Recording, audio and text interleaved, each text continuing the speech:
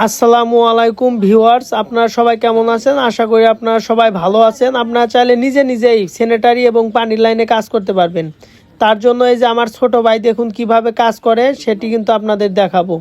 দেখুন এই যে প্রথমে একটি এলবো লাগানো হইতেছে, মাঝখানে নিপুল, তারপরে কিন্তু আবার এলবো। এখানে একটি সাবমার্সিবল পাম্পের বোর্ডিং করা আছে এবং পাম্পের লাইনটি কিভাবে ট্যাঙ্কি পর্যন্ত নেওয়া হয় সেটি কিন্তু আজকের এই ভিডিওর মাধ্যমে আপনাদের শিখিয়ে দেব। আপনারা চাইলে নিজেই এরকম কাজ করতে পারবেন। তো দেখুন এই যে এটা কিন্তু সাবমার্সিবল পাইপের লাইনটা ড্রপ দেওয়ার জন্য এই শর্ট পাইপ কাটা হলো। শর্ট পাইপটাকে সুন্দরভাবে প্যাঁচ কাটা হইতেছে। দেখুন এই যে আপনি যদি দক্ষ হয়ে যান তখন কিন্তু নিজেই এরকম প্যাঁচ কাটতে পারবেন থ্রেড পাইপের। তো এটার জন্য কিন্তু এই প্যাঁচ কাটা মেশিন কিনতে হবে। এটা 1500 থেকে 2000 টাকার মধ্যেই পেয়ে যাবেন। তো এই যে থ্রেড পাইপের প্যাঁচটা কিন্তু সুন্দরভাবে কাটা হয়ে গেছে।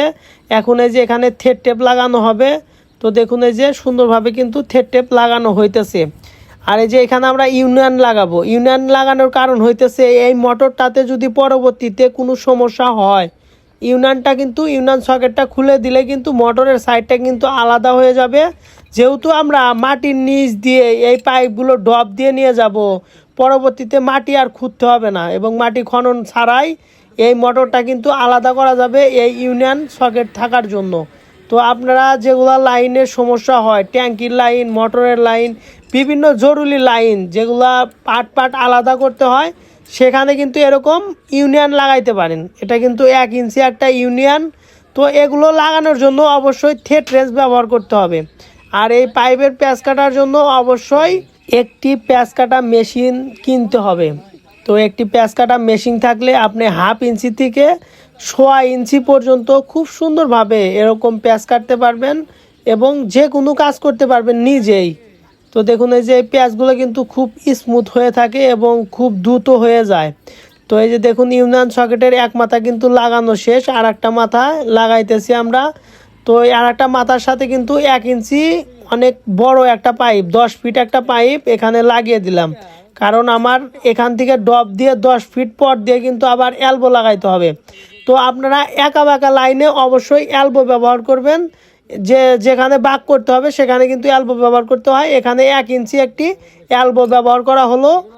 মোটামুটি এই পাইপটির কাজ শেষ। তার জন্য আমরা এই ইউনিয়ন সকেটের সাথে সুন্দরভাবে লাগিয়ে দেব। তো দেখুন এই যে এই ইউনিয়ন সকেটটা চাইলে আপনারা সুন্দরভাবে কিন্তু এটা লাগাইতে পারবেন এবং খুলতে পারবেন। যে কোনো অংশ কিন্তু আলাদা করার জন্য এই ইউনিয়ন সকেটগুলো ব্যবহার করতে হয়। তো এই যে দেখুন এই যে এই পাইপের মাথায় কিন্তু এই এলবো ব্যবহার করেছি। এলবো ব্যবহার করার কারণ হইতেছে এখান থেকে লাইন ড্রপ দিয়ে সরাসরি চলে গিয়েছে ট্যাঙ্কিতে। তো দেখুন এই যে এটা কিন্তু সরাসরি ট্যাঙ্কির দিকে চলে গেছে। তো মোটামুটি এটার কাজ শেষ। তার জন্য আমরা এটা মাটিতে ভরাট করে দেব। তো দেখুন এই যে এই কাজটা কেমন হলো অবশ্যই কমেন্ট করে জানাবেন। আর আমাদের সঙ্গে থাকবেন, পরবর্তীতে আমরা ট্যাঙ্কি লাগানো এবং বিভিন্ন কাজ দেখাবো।